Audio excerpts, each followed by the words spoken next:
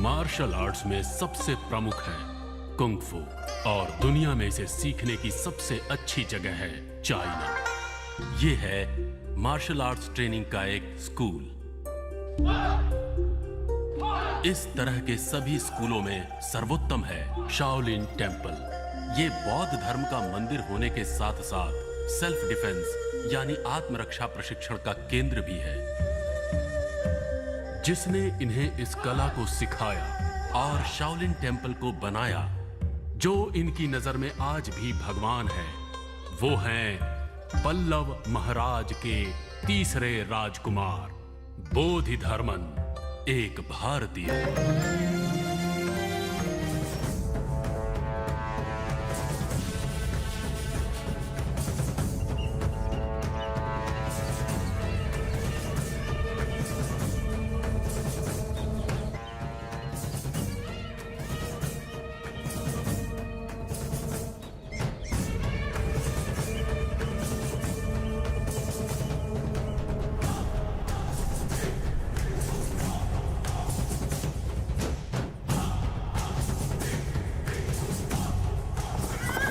ये है पल्लव साम्राज्य का युद्ध प्रशिक्षण केंद्र। जब दूसरे देशों में नरबली का दौर चल रहा था, तब हम मार्शल आर्ट्स और दूसरी कलाओं के साथ साथ औषधियों का भी अध्ययन कर रहे थे। विभिन्न प्रकार के जानलेवा रोगों का यहां अद्भुत और शर्तिया इलाज तैयार किया जाता था। इन सभी कलाओं के साथ साथ सम्मोहन विद्या के भी महारथी थे बोधिधर्मन।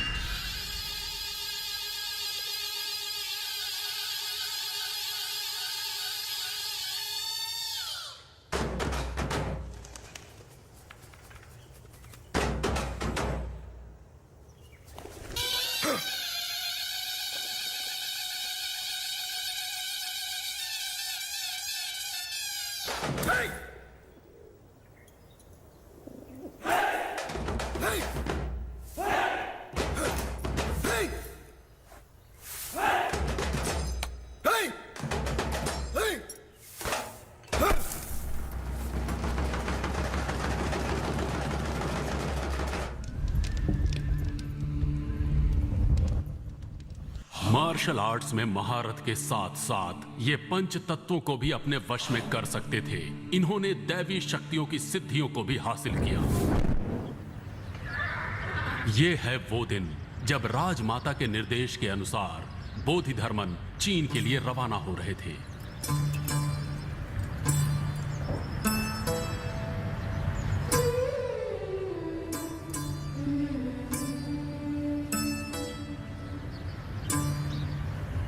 अगर राजमाता ने यह निर्णय ले ही लिया है कि मुझे चीन जाना चाहिए, तो अवश्य ये मुझे किसी भले काम के लिए भेज रही हैं। अनुमति देने के लिए धन्यवाद। ये मेरा लिखा हुआ अभिलेख है। उचित समय पर इसका उपयोग होगा। मुझे आशीर्वाद दीजिए।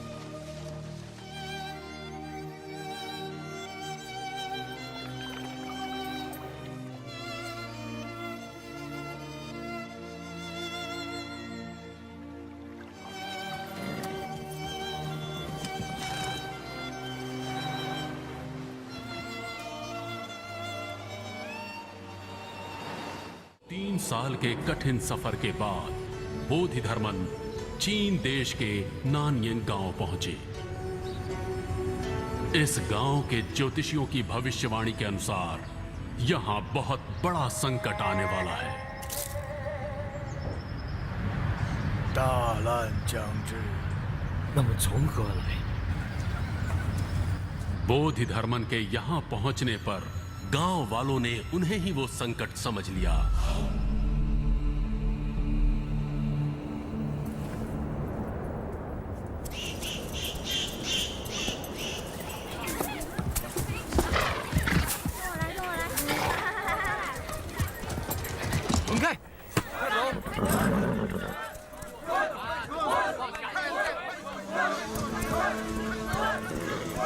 उनके वहां से जाने पर गांव वालों को लगा कि संकट चला गया, लेकिन संकट तो अभी आने वाला था।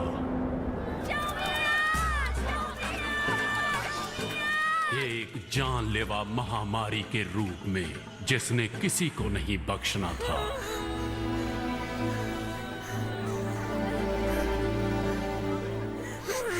好，好吧。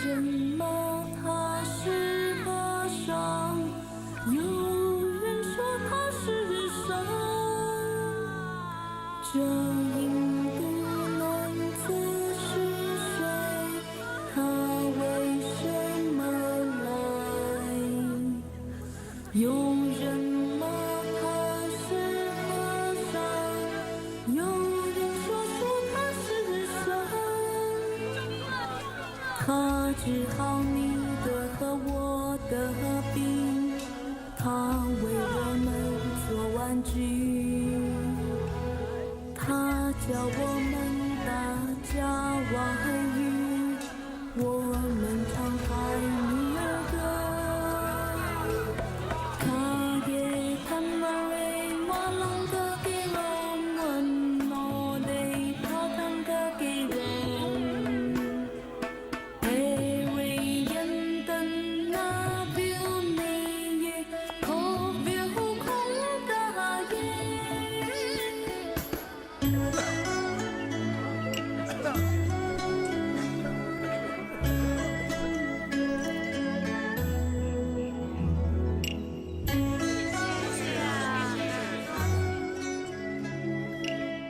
चीन के कई राज्यों से आए हुए चिकित्सकों को बोधिधर्मन ने औषधि की विशेषता सिखाई।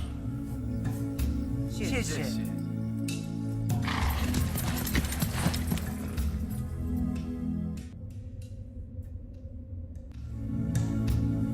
बीमारी से बचने के बाद उस गांव में एक और संकट आ गया। वो मनुष्य के रूप में हैवान था।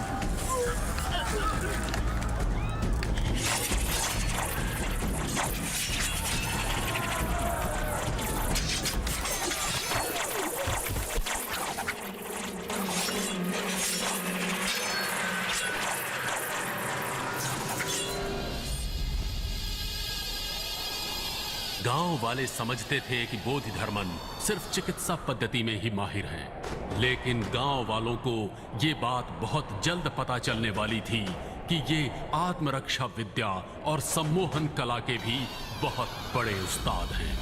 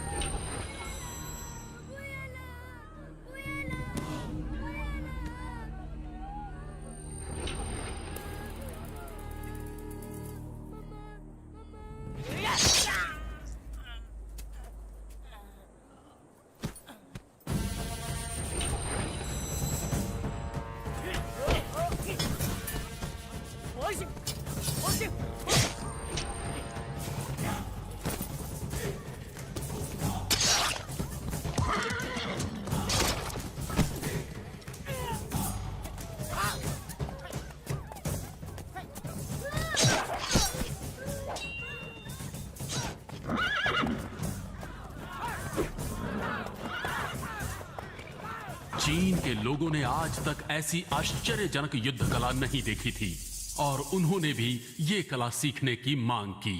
达摩，请你教我们武术，我们也是要学。谢谢，谢谢。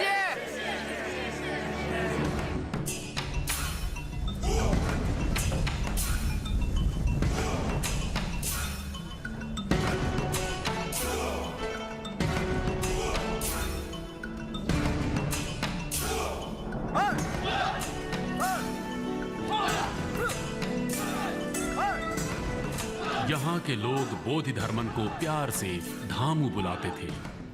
वो उस गांव में रहकर अपनी कला सिखाने लगे। कई वर्षों बाद जब उन्होंने अपने वतन वापस जाने की इच्छा जताई, तब ज्योतिषियों ने उनके जाने के बाद फिर से संकट आने की भविष्यवाणी की। अगर इस संकट से बचना है तो बोधिधर्मन को यहीं रोकना होगा, किसी भी हाल में, जिंदा या मुर्दा। गांव वालों ने उन्हें रोकने के लिए उनके खाने में जहर मिला दिया, लेकिन बोधिधर्मन ये बात भली भांति जानते थे। उमंगतम तुद्ध। 达摩，尽量 गांव वालों ने मांग की कि बोधिधर्मन के शरीर को उनके गांव में दफनाया जाए तो उनका देश बीमारियों और तमाम संकटों से मुक्त हो जाएगा। उनकी इस मांग को बोधिधर्मन ने स्वीकार कर लिया। 大梦回来，大梦回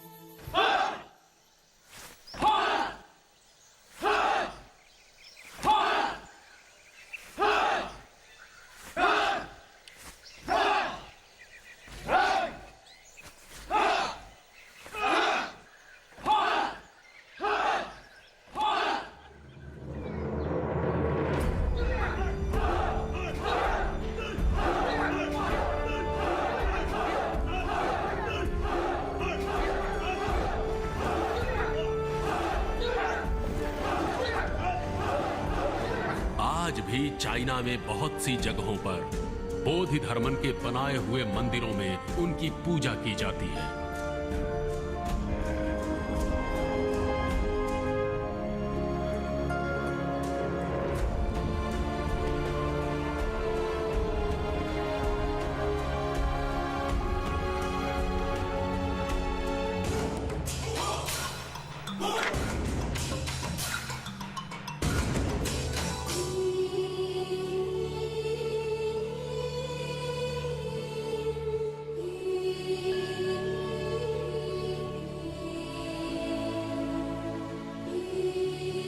चाइना, जापान, थाईलैंड और कई देशों में मंदिर बनाकर एक भारतीय को पूजा जाता है, लेकिन हम में से कितने लोग इन्हें जानते हैं?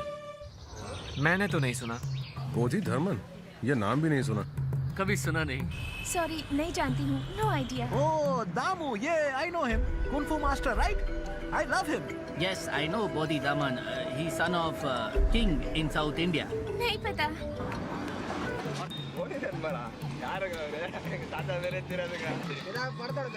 Very good. Kung Fu guy. I know Damu master. He come from India.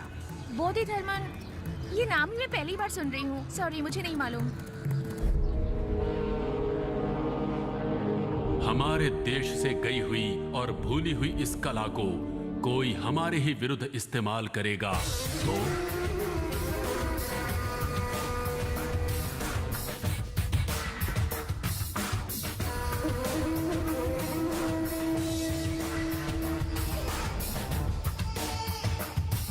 ली, जिसके बारे में बताया था, ये शाओलिंग टेम्पल का सबसे बेस्ट स्टूडेंट है। मिस्टर डोंगली, ये हमारे देश के चीफ साइंटिस्ट हैं। करीब 36 साइंटिस्ट ने 8 साल की मेहनत के बाद एक असाइनमेंट क्रिएट की है जिसका नाम है ऑपरेशन रेड। ये ऑपरेशन रेड इंडिया के खिलाफ है। अगर हम कामयाब हो जाते हैं तो 3 सालों में हम जो भी कहेंगे वही बन जाएगा लॉ इंडिया में। इंटरेस्टिंग। लेकिन एक लड़की की रिसर्च हम सब के लिए खतरा बन चुकी है। अगर उसकी रिसर्च कामयाब हो जाती है तो हमारा ऑपरेशन रेड किसी काम का नहीं रहेगा। इसलिए तुम इंडिया जाओगे, वहां उस लड़की को मारोगे और वापस आओगे। यह है तुम्हारी असाइनमेंट।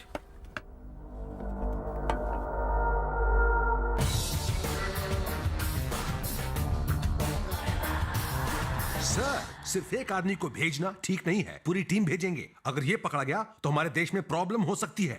इसे कोई नहीं पकड़ सकता। इतना ओवर कॉन्फिडेंट होना ठीक नहीं। मुझे इस पर भरोसा नहीं है। वहां वो गार्ड दिखाई दे रहा है। जनरल, क्या वो एक काबिल सोल्जर है? जी। क्या वो अपने देश के लिए जान दे सकता है? बिल्कुल।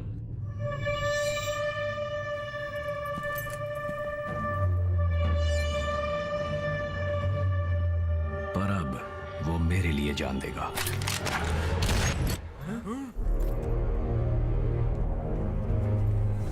क्या आप ठीक है सर?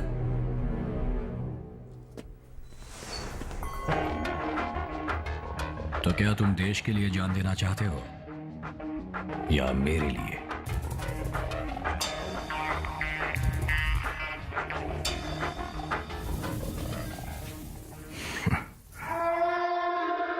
मैं बस एक बात जानना चाहता हूं, ऑपरेशन रेड है क्या? डोंगली, तुम ही इसे शुरू करने वाले हो। जब तुम इंडिया पहुंच जाओगे अपने आप समझ जाओगे। तो मुझे इंडिया कब जाना है? आज ही।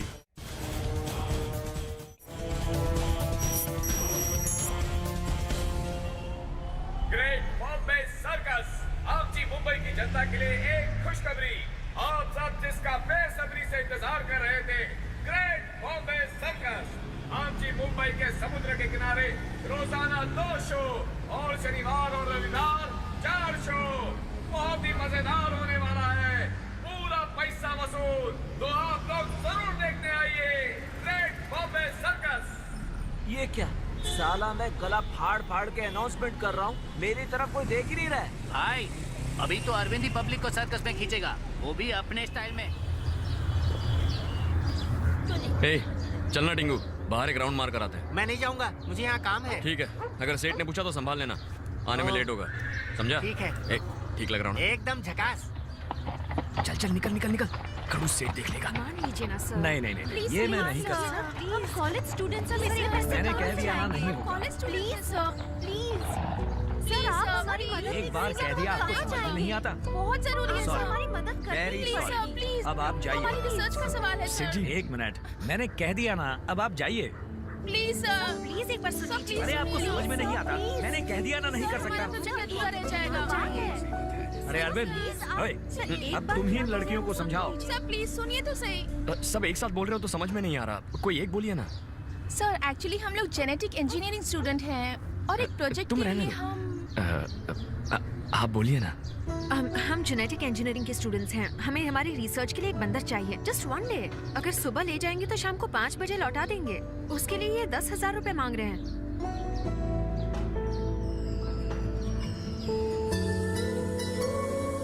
डिपार्टमेंट ने हमें सिर्फ 1,000 रुपए सैंक्शन किए हैं। हम स्टूडेंट्स हैं। हाँ? और उसे कुछ हो गया तो? हाँ, उसे कुछ हो गया तो वो हमारे सर्कस का स्टार है। कुछ नहीं होगा, चाहिए तो आप हमारे साथ चलिए, पूरा दिन हमारे साथ रहिए, शाम को बंदर के साथ वापस आ जाइए। ओके? बस एक दिन रहूंगा, अगर बंदर भाग गया तो सेठ जी छोड़ेंगे नहीं ना। ठीक है सेठ जी, मैं जाता हूँ, इनके साथ स्टूडेंट्स है ना, इनकी हेल्प हो जाएगी। हो जाएगा, इन लड़कियों से पैसे ऐंठने। क्या सेठ जी कचरा कर रहे हैं, मुझे कुछ नहीं चाहिए। बंदर के लिए 1100 दे दीजिएगा, 1100 ले लीजिए। हाँ सेठ जी, ठीक है तो सेठ जी मैं चलता हूँ। नहीं नहीं नहीं नहीं, ये चाहिए तो ले जाओ, फ्री में। लेकिन बंदर सर्कस छोड़कर कहीं नहीं जाएगा। ठीक है, आपकी मर्जी, चलो चलते हैं। अरे सेठ जी ये लोग जा रहे हैं, सेठ जी जा रहे हैं ये लोग, रोको इन्हें, जाओ और अपना काम कर। 1000 रुपए में मान जाओ ना सेठ जी, अब आप चाहे तो 50 रुपए मेरी पगार से काट लीजिए, आप डन कर दीजिए यार उनको। वो चली जाएगी सेठ जी, वो जा रही है, देखिए मैं ओके बोल देता हूँ, ठीक है सेठ जी, ओके ओके ओके हो गया, ये मान गए।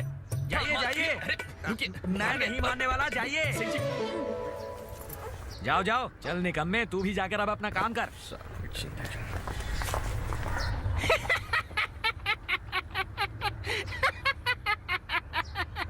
क्यों रे छावे, तेरे को क्या लगा छोकरी पट गई? साले फटके खाएगा।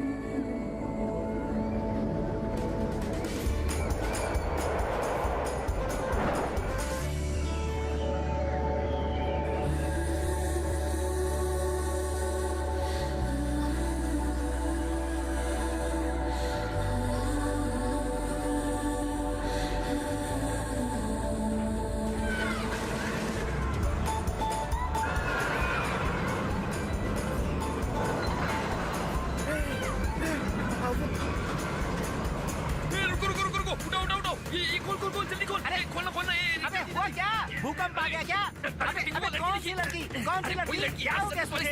हट हट चल चल चल। अरे कौन सी सर्कस वाली लड़की? अरविंद, अरे मुझे तो लेता चल। सॉरी सर चकरा गया, सब सुन हो गया यार। साले इतने डेंजर झूले में बैठेगा तो कुछ तो होगा ना? उल्टी आ रही है क्या? चुपे, साले कुछ भी बोलते रहता है। सुन अरविंद, अरविंद, अरे सुन, ए!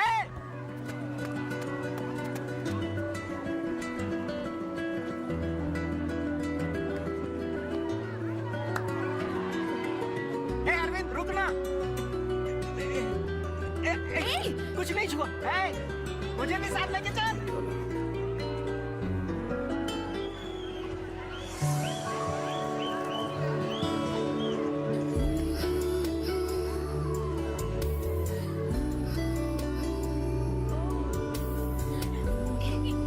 अच्छा एक फोटो चलो। हाँ चलो।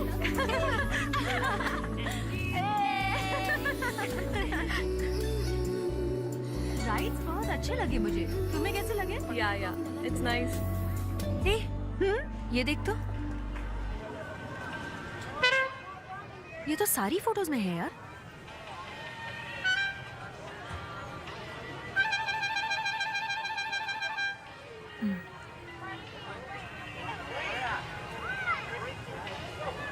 सुधा।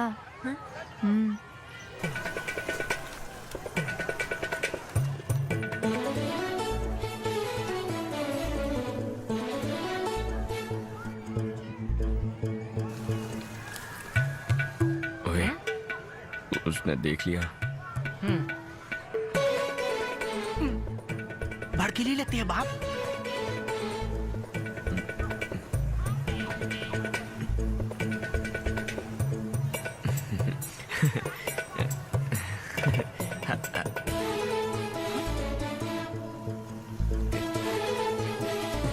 बाय। आइला, चल रे कल्टी मार। हे, कहाँ गया?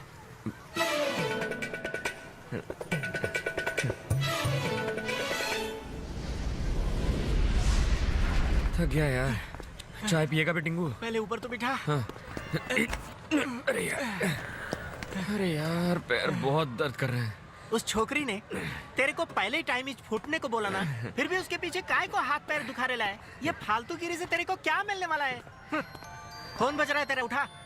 मेरा फोन नहीं है। अरे तेरी ही जेब में बज रहा है। बस मेरी जेब में रहा है, लेकिन मेरा नहीं है। चाय पिएगा ना? 2 चाय देना। हाँ। उसका फोन है। ये किस टाइम मारा बे? उस टाइम।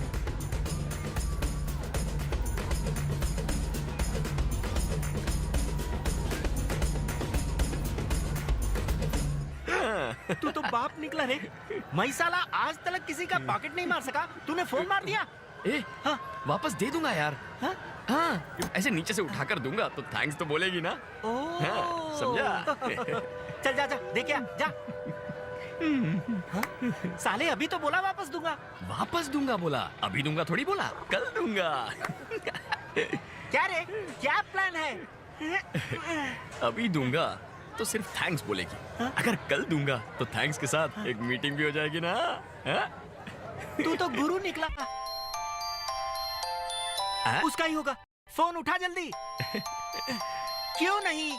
अभी उठाया तो उसको लगेगा हम फालतू हैं। काम धंधा नहीं है, फोन का वेट कर रहे थे। It's ringing. मैं फोन उठाऊंगा नहीं ये सोचकर बेचैन हो रही होगी। अबे सिग्नल चला गया।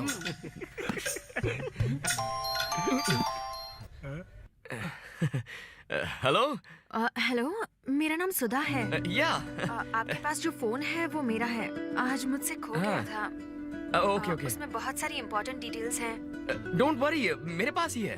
आप कहाँ हैं बताएंगे तो मैं खुदा कर ले लेती हूँ। अरे आप वक्त और जगह बताइए, मैं खुद आ जाऊंगा।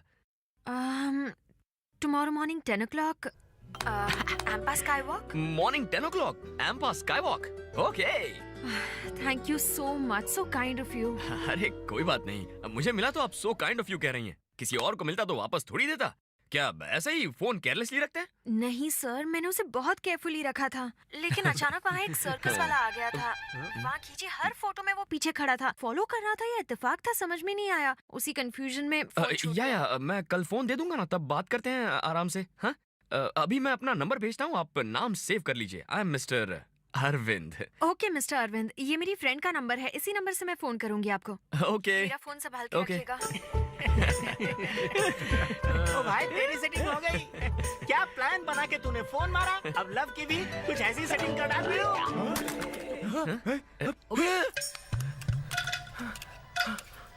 क्या हो गया?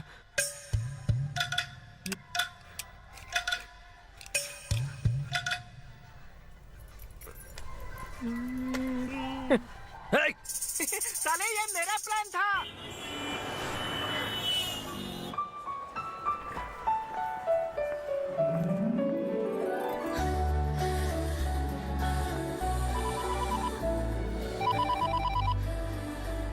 हेलो, मैं सुधा बोल रही हूँ। मैं यहाँ ग्राउंड फ्लोर पर हूँ। मेरा फोन लाए हैं ना आप?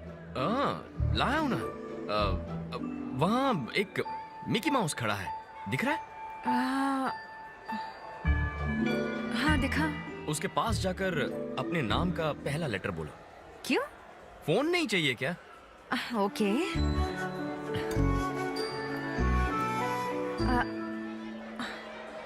एस। मेरे नाम का पहला अक्षर है एस। हाँ?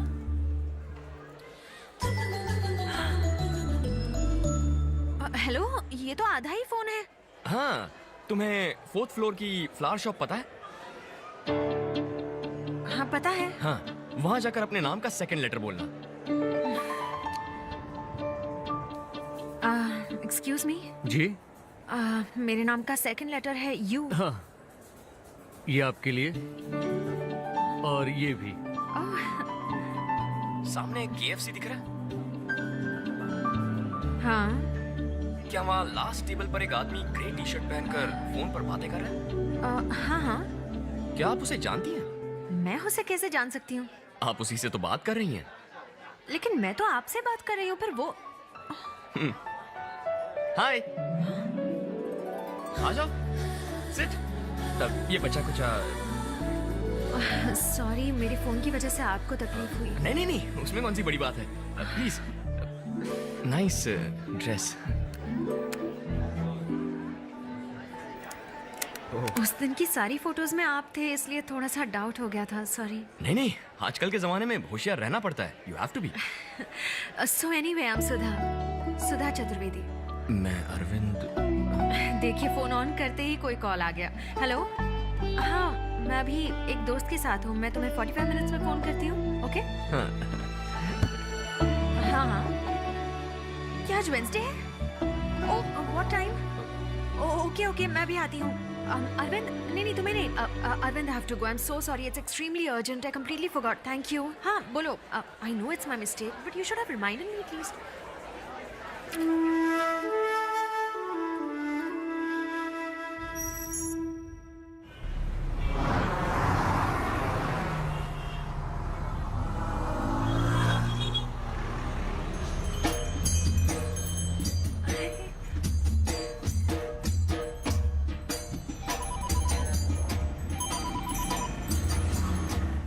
हेलो। हेलो, मैं सुधा बोल रही हूँ। हाँ, अरे कैसी हैं आप? ये क्या? आप हाथी पर क्यों बैठे हैं? आप है कहाँ? आपने कैसे देख लिया? आपके ऊपर आपको एक ब्रिज दिख रहा है? हाँ। उसी ब्रिज से थोड़ी दूर पर एक बस स्टॉप है। हाँ, बस स्टॉप तो दिख रहा है। वहाँ एक लड़की ब्लैक ड्रेस और रेड दुपट्टा पहनकर फोन पर बात कर रही है, दिखाई दिया? हाँ, अब दिख गई। वो फोन पर किससे बात कर रही है पता है? मुझसे बात कर रही है, तो वो आप हैं। रुक जा। हाय। हाय। कैसी हैं आप? मैं ठीक हूँ। सॉरी, उस दिन मैं आपसे ठीक से बात नहीं कर पाई, लेट हो गई थी ना। अरे उस दिन की बात छोड़िए, आज बात करते हैं। आप कहाँ जा रही हैं? एक फ्रेंड के घर जा रही हूँ। आइए, मैं आपको ड्रॉप कर देता हूँ। आइए। हाँ, हाथी पर? नहीं, मुझे नहीं आना, मुझे डर लगता है। आपको हाथी तो पसंद है ना? हाँ, पसंद बहुत है, छोटी थी तब से। तो फिर क्या प्रॉब्लम है? आइए ना, आइए। नहीं, सब लोग देखेंगे। अरे मुझे उनकी अजीब टेंशन छोड़िए, लगेगा। मैं हूं ना आपके साथ। आ जाइए, आइए। हाँ, पैर रखिए, बिल्कुल ठीक। हाथ दीजिए। हाँ, चढ़ जाओ। हाँ, बैठ जाओ आराम से, कोई टेंशन नहीं। ओके है ना? हाँ। चुभता है। मैडम, ये हाथी है, सोफा कम बेड नहीं। इतना तो चुभेगा ही ना, आप टेंशन मत लो। ओके, आप कहाँ जा रहे हैं? वो लक्ष्मी की तबीयत खराब है ना, इसलिए हॉस्पिटल जा रहा हूँ। ओह, तो लक्ष्मी पीछे गाड़ी में आ रही है? अरे लक्ष्मी ये हथनी है, इसकी तबीयत खराब है, इसलिए डॉक्टर के पास जा रहे हैं। ओह माय गॉड, तो हम एक पेशेंट पर बैठे हैं। तो क्या इसके साइज का स्ट्रेचर मंगवाऊं?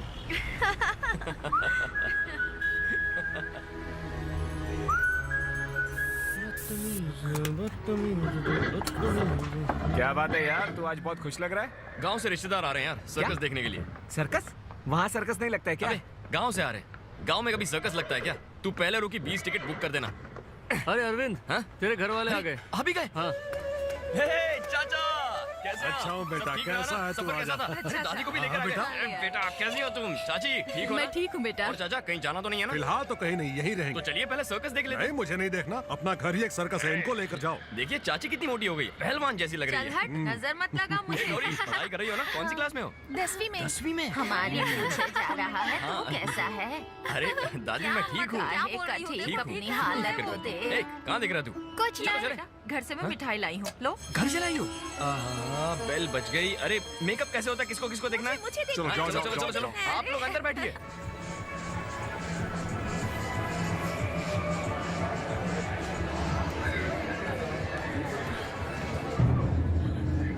देखा आपने, मिठाई खाए बिना ही चला गया और बच्चों को भी साथ लेके चला गया। कम अरे से तो कम बाद एक में पीस खा तो लेगा खाया। ना, वैसे ही परेशान हो। अरे सुनो, तुम ही से कह रही हूँ।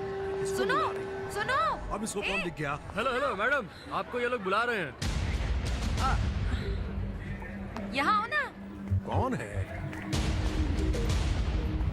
कैसी हो तुम? हाँ, आप कौन हैं? क्या हुआ, हमें पहचाना नहीं? नहीं। याद नहीं, 1 आध साल पहले तुम हमारे गांव आई थी, बोधि धर्मन करके सबसे पूछताछ कर रही थी। वो मैं नहीं थी। सुना जी, ये क्या कह रही है? आप ही इसे नहीं पहचानते? नहीं तो। अपने घर पर आकर सबका ब्लड टेस्ट किया था इसने। इसके साथ 2-4 लड़कियां और भी याद आया लग तो रहा, लेकिन ठीक से कुछ याद नहीं है। आपको कुछ याद नहीं रहता? सुनो लड़की, हमारे घर पर आकर अरविंद के बारे में बहुत पूछताछ कर रही थी तू। आप क्या बोल रही हैं? मुझे कुछ समझ नहीं आ रहा। मैं तो अरविंद नाम के किसी को भी नहीं जानती। लगता है आपको कुछ कंफ्यूजन है। सॉरी, मुझे जाना है। देखा कैसे पहचाने से इनकार कर रही है। मुझे भी इसकी शक्ल जानी पहचानी लगती है।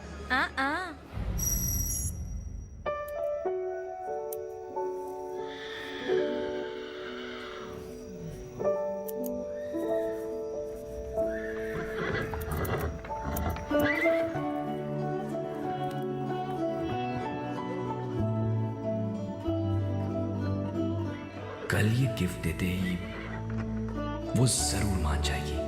आई लव यू लिख ही देता हूं। I love you.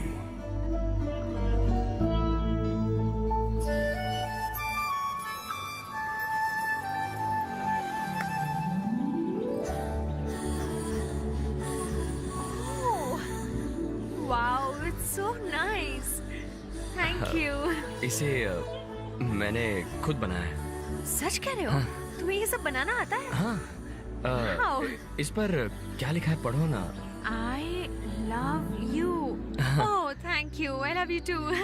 मेरी सहेली मालती को ऐसी डॉल्स बहुत पसंद है। उसके लिए भी एक बना सकते हो प्लीज? वो देखेगी तो तुरंत छीन लेगी। नेक्स्ट टाइम उसके लिए भी एक बनाना, ओके?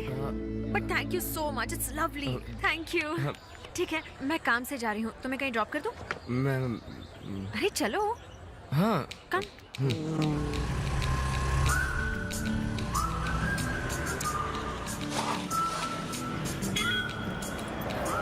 एक मिनट। हाँ,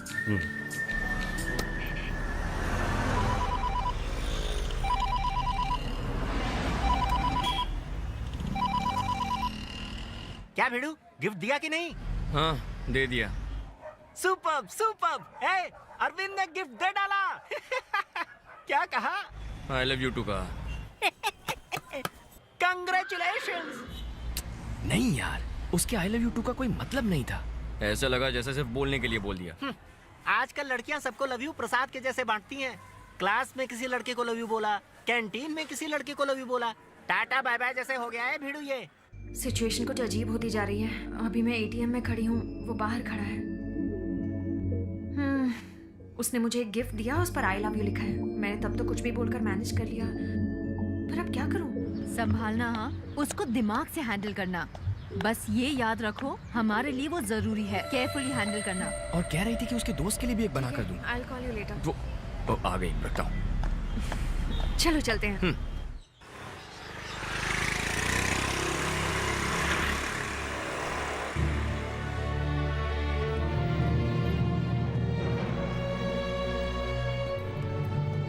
अरविंद 2 मिनट रुकना, मैं अंदर जाकर आती हूँ। हाँ ठीक है।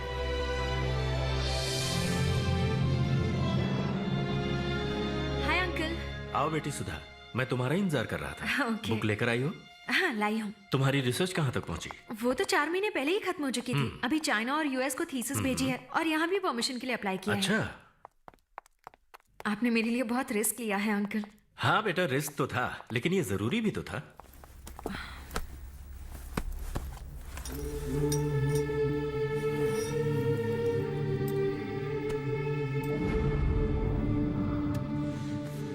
बुक आ गई, इतना काफी है, इसलिए अब कोई टेंशन मत लेना। ओके।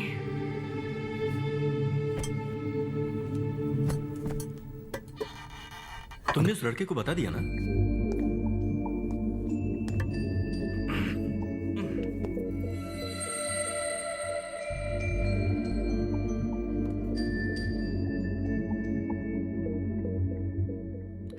हाय।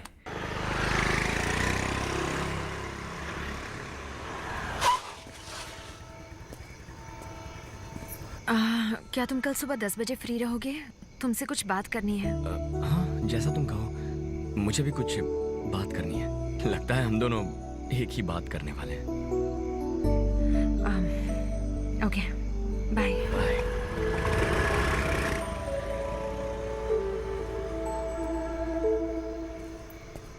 अरे चाचा।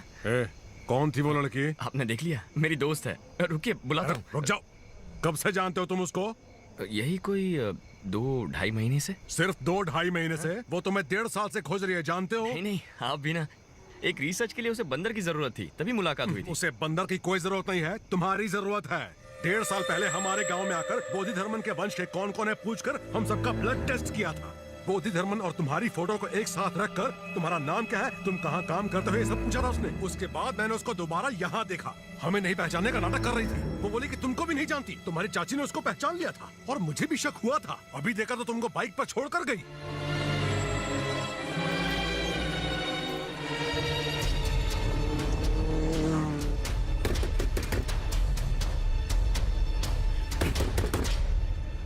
अरविंद, क्या हुआ तुम्हें? अभी तो ड्रॉप करके आई थी। कौन हो तुम? 1.5 साल से मुझे फॉलो क्यों कर रही हो? बताओ। अरविंद, आखिर तुम मुझसे चाहती क्या हो? हाँ?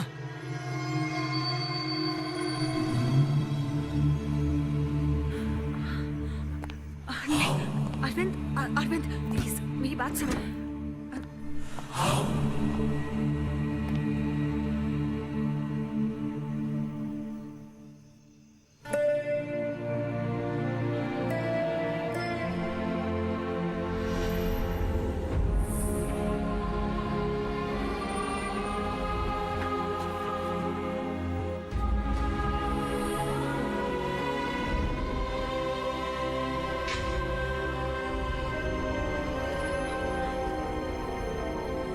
तो सब कुछ प्लान था।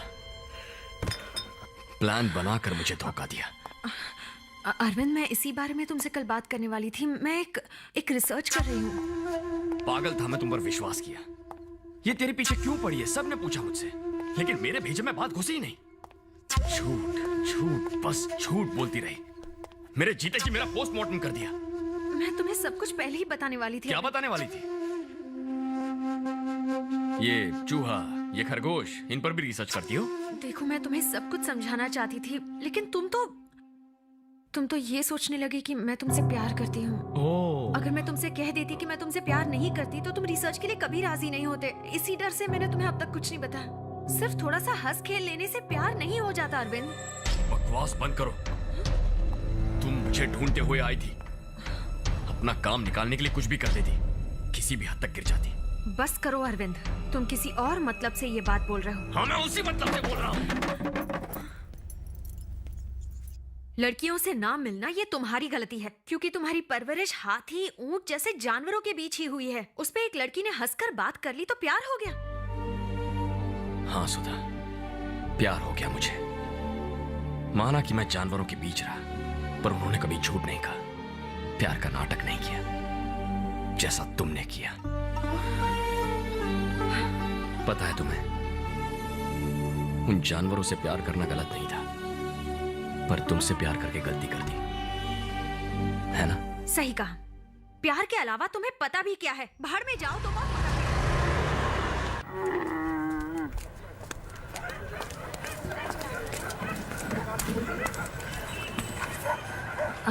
अरविंद,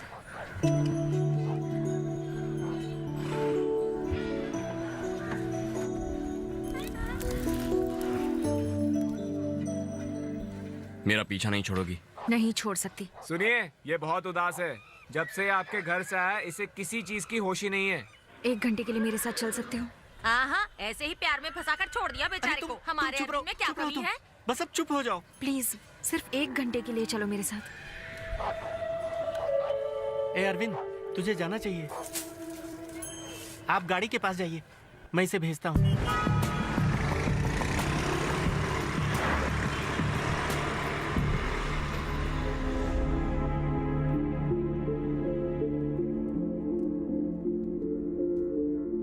यहाँ क्यों लेकर आई हो? आओ बताती हूँ। यहाँ रखी हुई हर चीज के पीछे एक कहानी है। हम लोग इस देश के सच्चे नागरिक नहीं हैं। हजारों साल पहले इस देश को वीरता और सभ्यता जिन्होंने सिखाई थी, वही सच्चे नागरिक हैं।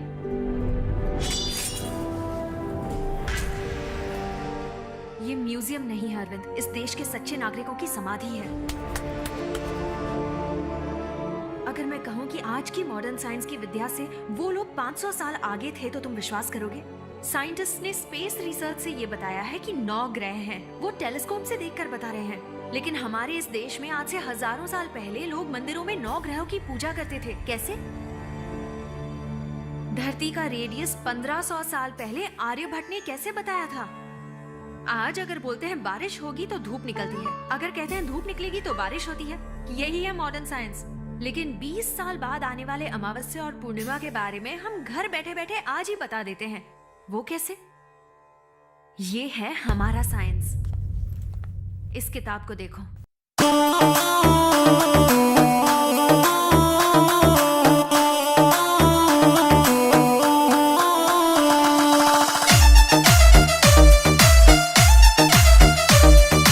बोलिए परेश बाबा की जय।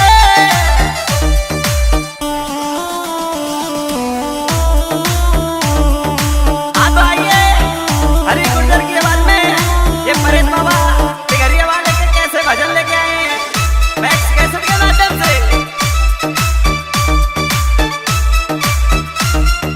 अब हर्षद ठेकेदार जी कैसे बताते हैं। ये गावत घरिया बीच परेश बाबा विराजे, गावत घरिया बीच परेश बाबा विराजे।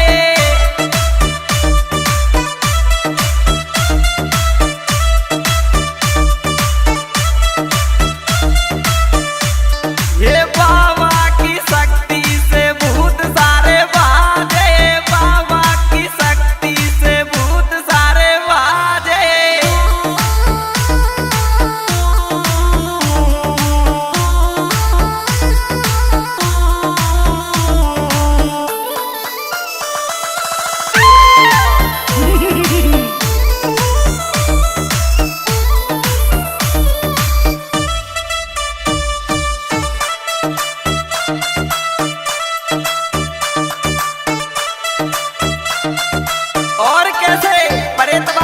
बढ़िया सवारी है भैया।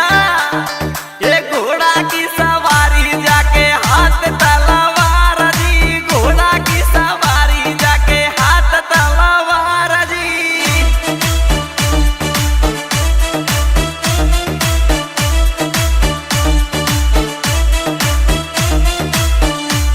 ये सबरो गाँव जाके पूजा कर सोनो सरदार जी, सबरो गाँव जाके पूजा कर सोनो सरदार जी।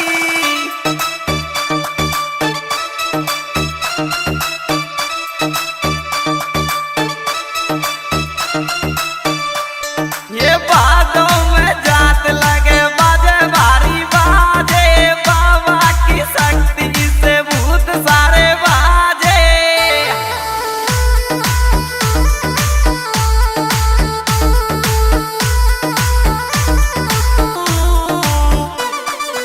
और कैसे बता रे हर्षद ठेकेदार तिगरिया वाले।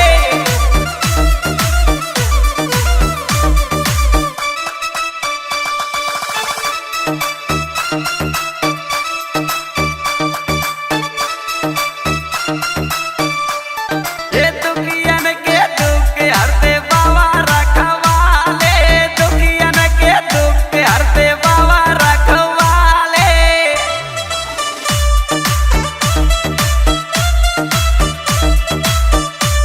और कैसे बता रहे हर्षद ठेकेदार जी।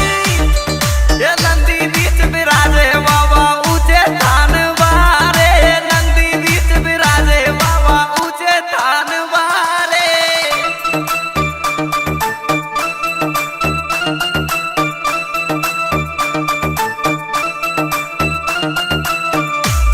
ये जो कोई सच्चे मन से सुमरे, कैसे बता रहे परेश बाबा को सच्चे मन से सुमरेंगे तो कैसे कारज होंगे भैया। ये जो कोई सच्चे मन से सुमरे कारज हुए सारे, बाबा की शक्ति से भूत सारे बाजे।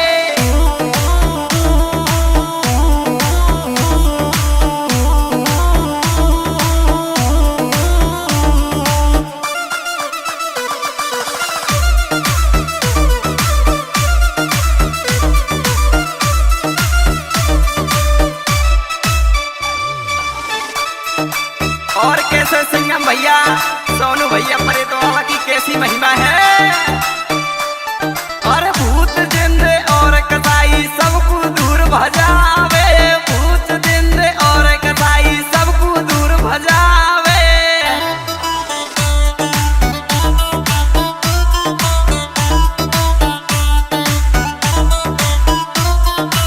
आए बाजन को पुत्र देवे उनके वंश चलावे, बाजन को पुत्र देवे उनके वंश चलावे।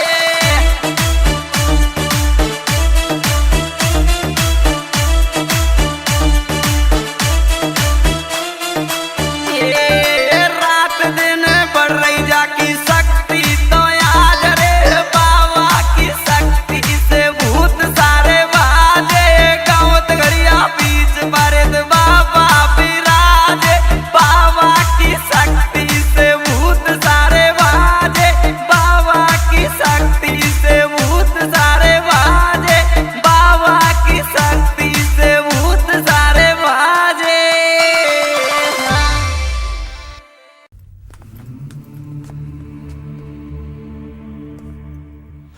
इस किताब का और मेरा कोई संबंध नहीं है, लेकिन तुम्हारा इस किताब के साथ संबंध है। पता है ये किताब किसने लिखी है? ग्रेट मास्टर बोधि धर्मन। एक भारतवासी, उन्हें दूसरा बुद्ध मानते थे।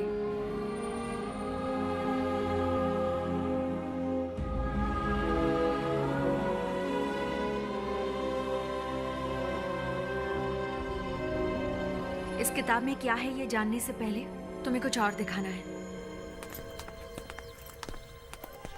रो मत बेटा, खाना खा लो।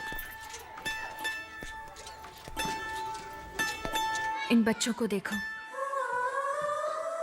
इन सबको कैंसर है। 7-8 साल के बच्चों को कैंसर हो गया। इनकी क्या गलती हो सकती है? इतनी सी उम्र में इन्होंने ऐसा कोई नशा भी नहीं किया कि इन्हें कैंसर हो जाए।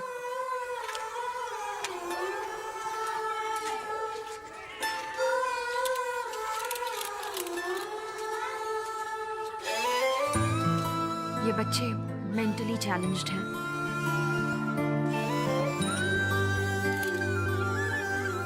दूसरे सभी बच्चे खुशी से स्कूल जाते हैं, पर सिर्फ ये जीने के लिए संघर्ष कर रहे हैं। क्या वजह हो सकती है इसकी? जेनेटिक डिसऑर्डर, जो जन्म से ही होता है। एक इंसान का डीएनए ही उसकी बीमारी या उसकी काबिलियत दोनों तय करता है। हमारे शरीर के हर एक सेल में वो डीएनए होता है। अगर सिंपल शब्दों में कहूँ तो मुझे मेरे पूर्वजों से उनकी बीमारी या काबिलियत भी मिल सकती है, जैसे हार्ट अटैक, घुटनों का दर्द, डायबिटीज। इन बच्चों को हुई ये खतरनाक बीमारी, इन सब का कारण खानदानी डीएनए हो सकता है। ऐसी बीमारी जो खानदानी है, इसका इलाज हम डीएनए से ठीक कर सकते हैं। यही मेरी रिसर्च है। अरे हाँ, एक और खास बात, इस रिसर्च से गुणों और काबिलियत को भी आसानी से वापस लाया जा सकता है। एक चित्रकार और एक वीर पुरुष के वंशजों के डीएनए में वो काबिलियत अभी भी होगी।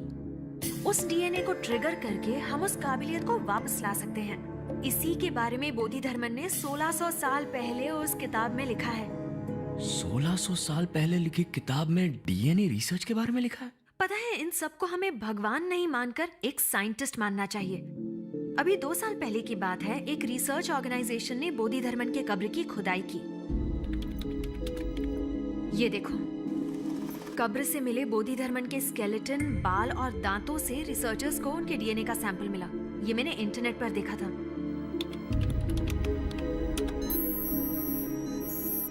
ये है बोधिधर्मन का डीएनए। बोधिधर्मन के वंश के लोग, यानी तुम्हारे रिश्तेदार, आज भी कांचीपुरम के पास रहते हैं, ऐसा मुझे पता चला। और फिर मैं उनसे मिलने गई।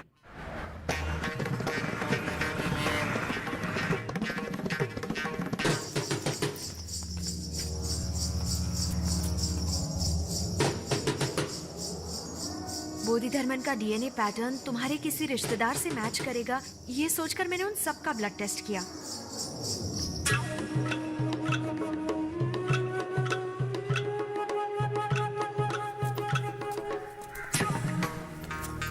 उस दौरान मैं तुम्हारे चाचा के घर भी गई।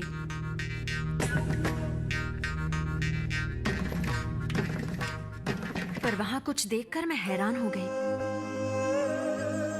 दीवार पर लगी तुम्हारी फोटो बिल्कुल बोधिधर्मन जैसी लग रही थी।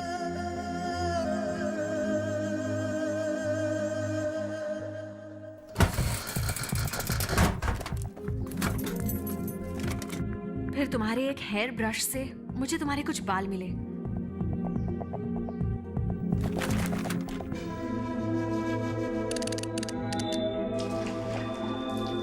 जैसा मैंने सोचा था, तुम्हारा डीएनए पैटर्न बोधिधर्मन के डीएनए पैटर्न से 83% मैच हो रहा था। बस तभी से मैं तुम्हें ढूंढने लगी।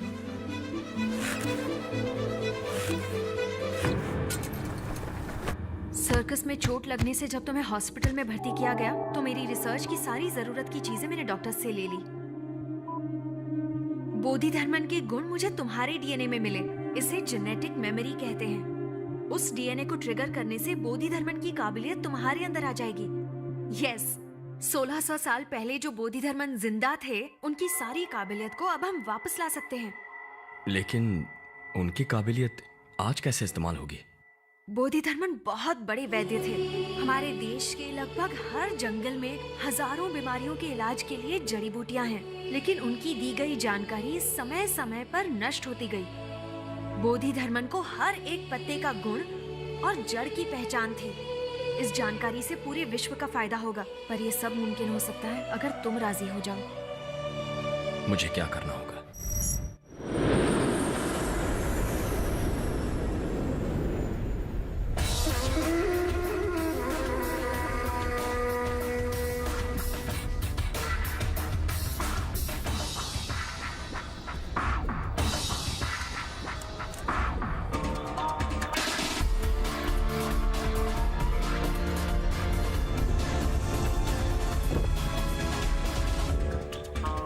Welcome sir.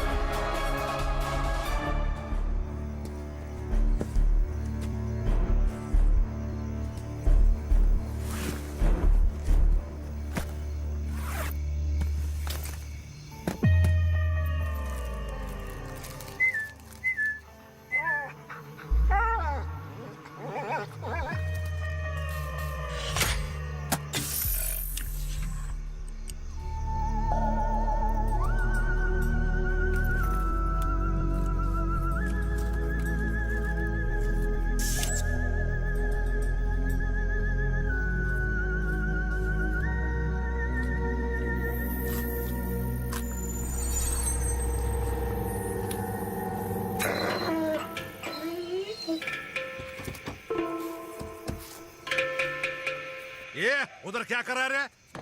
ये तुमको ही पूछता मैं।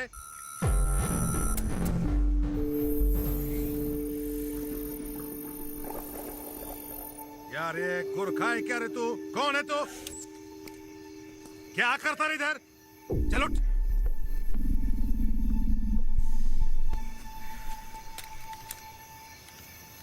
एक है रे बाग, सुई, दवाई, ग्लव्स, पेटी। साहिब फक्त हड्डी दिसते. कौन रे तू?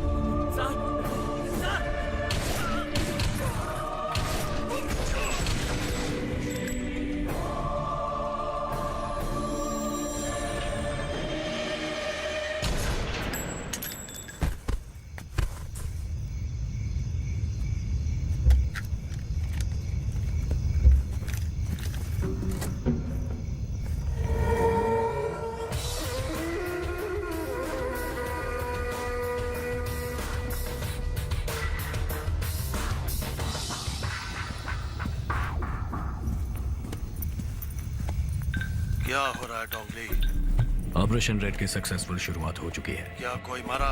9 पुलिस वाले। वो लड़की कब मरेगी? सुधा? उसे मैं कल मार दूंगा। बोधि धर्मन दोबारा जिंदा नहीं होना चाहिए। बोधि धर्मन का वजूद ही मिट जाएगा।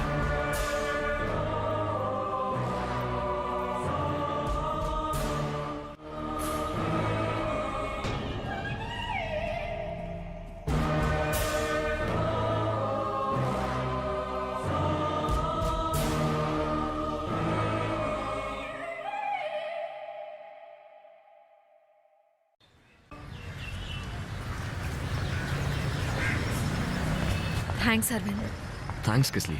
तुम इस रिसर्च के लिए राजी हुए इसलिए। आज जो मीटिंग होने वाली है वो 3 साल से मेरा सपना है। तो तुम 3 साल से कोशिश कर रही? 3 साल पहले तो मैंने अपना रिसर्च वर्क स्टार्ट किया था। बहुत रेफरेंसेस जमा करके थियोरी भी कर चुकी हूँ। अमेरिका, चाइना और कनाडा में थीसिस भी भेजी थी, पर कहीं से कोई रिस्पांस नहीं आया। क्या तुम वो इंडिया में नहीं कर सकती? कर सकती हूँ, पर जिंदा इंसान की रिसर्च करने के लिए यहाँ की गवर्नमेंट की परमिशन चाहिए। इसलिए ये मीटिंग रखी है। आज सब बड़े साइंटिस्ट आए हैं, लेकिन मैं ही इस रिसर्च को डिटेल में एक्सप्लेन कर सकती हूँ। देखो, इस तरह के researches the American society of human genetics में कंडक्ट किए जाते हैं, क्योंकि ह्यूमन बीइंग्स पर रिसर्च कंडक्ट करने के लिए बहुत सारे लॉज इन्वॉल्व होते हैं। हाँ, थियोरेटिकली तुम्हारी रिसर्च बिल्कुल परफेक्ट है। Thank you.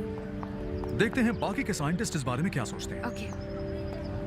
ये प्रोफेसर रविंद्रनाथ त्यागी हैं। दुनिया के सभी साइंटिस्ट के साथ इनका कनेक्शन है, मुझे काफी इनकरेज करते हैं। तो आखिर में मैं यही कहूंगा कि मेरी डीएनए रिसर्च है इम्यूनिटी को डेवलप करना हेरिडिटरी डिजीजेस के खिलाफ। Thank you. Next, Sudha Chaturvedi. I am Sudha Chaturvedi. I'd like to thank everyone for this wonderful opportunity today. I'm pursuing genetic engineering. Even school kids conduct genetic researches nowadays. My research is based on genetic disorders and genetic memory. मैं भारत के विकास और खोज के बहुत सारे उदाहरण देना चाहती हूँ, इसलिए क्या मैं हिंदी में बात कर सकती हूँ? बहुत सारे लोगों के लिए दूसरे बुद्ध कहलाने वाले बोधि धर्मन 6th सेंचुरी में जीवित थे। आत्म सुरक्षा और चिकित्सा पद्धति दोनों में भी वो बहुत गुणवान थे। बोधि धर्मन के वंशजों के डीएनए की जांच करने पर अरविंद नाम के एक शख्स का डीएनए बोधि धर्मन के डीएनए से 83% मैच हुआ। इस जेनेटिक मेमोरी को एक्टिवेट करना ही मेरी रिसर्च है। तुम्हारी रिसर्च तो बहुत एडवांस है। अमेरिका ने इस पर अभी सोचना ही शुरू किया है। नहीं सर, बोधि धर्मन ने उस किताब में इसके बारे में बहुत कुछ लिखा है। हिंदी किताब पढ़ के जेनेटिक रिसर्च नहीं कर सकते हैं। वो किताब हिंदी में है, बस इसी कारण से उसे बेकार मानना क्या सही होगा सर? मिस्टर नेल्सन, ये तो आजकल का फैशन हो गया। जहाँ भी देखो बस हिंदी हिंदी ही बोलो। सुनिए, 800 साल पहले आई हुई इंग्लिश आपके लिए अहम हो सकती है, लेकिन मेरे लिए उससे पहले आई हुई हिंदी ही हमेशा अहम रहेगी। इस दुनिया में बंदर 10 लाख साल पहले आए थे और मनुष्य सिर्फ 2 लाख साल पहले। तो क्या अब बंदर मनुष्य से बड़ा हो गया? तुम्हारी हिंदी बंदर के जैसी है। हाँ, पुरानी तो है, लेकिन किसी काम की नहीं है।